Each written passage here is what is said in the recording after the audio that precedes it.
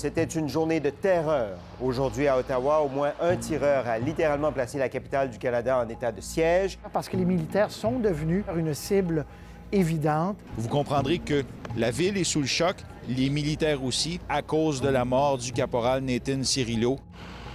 Keep moving, please. Un incendie majeur à Île-Verte dans une résidence pour personnes âgées. Il est situé en plein cœur de la municipalité, près de Rivière-du-Loup. D'ailleurs, l'incendie est toujours en cours. Ouais. Au total, il y avait une cinquantaine de personnes qui se trouvaient dans cette résidence pour personnes âgées. 2 enquêtes sont présentement en cours pour comprendre les causes de l'incendie. Alors, 3 agents de la GRC tués, 2 autres blessés dans cette fusillade à Moncton. Damien Bourque, 24 ans, est toujours en cavale. La GRC recherche le tireur. Restez à l'intérieur, porte verrouillée, évitez le secteur. Les gens ici qui s'apprêtent à passer une deuxième nuit alors qu'il y a ce tireur qui est toujours en cavale. Au Nigeria, une centaine de jeunes filles ont été enlevées. Elles ont été kidnappées par des hommes armés du groupe radical islamiste Boko Haram.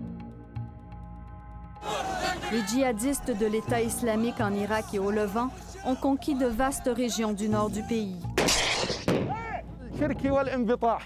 L'armée ukrainienne a été placée sur un pied d'alerte maximum. Les soldats, par exemple, ici à la base de Perivalnaya, sont pour l'instant enfermés à l'intérieur de leur base parce que leur base est encerclée actuellement par des soldats russes qui ont pris position tout autour.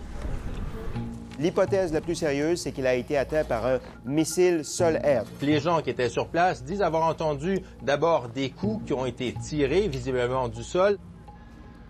Comment vous faites pour savoir qu'ils n'ont rien? Ils n'ont rien, on prend la température. Tous ceux qui passent la frontière, on vérifie leur température et leurs symptômes.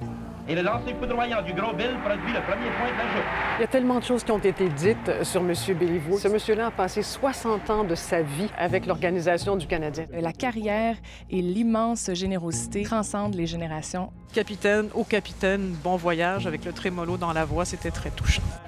Jean Béliveau!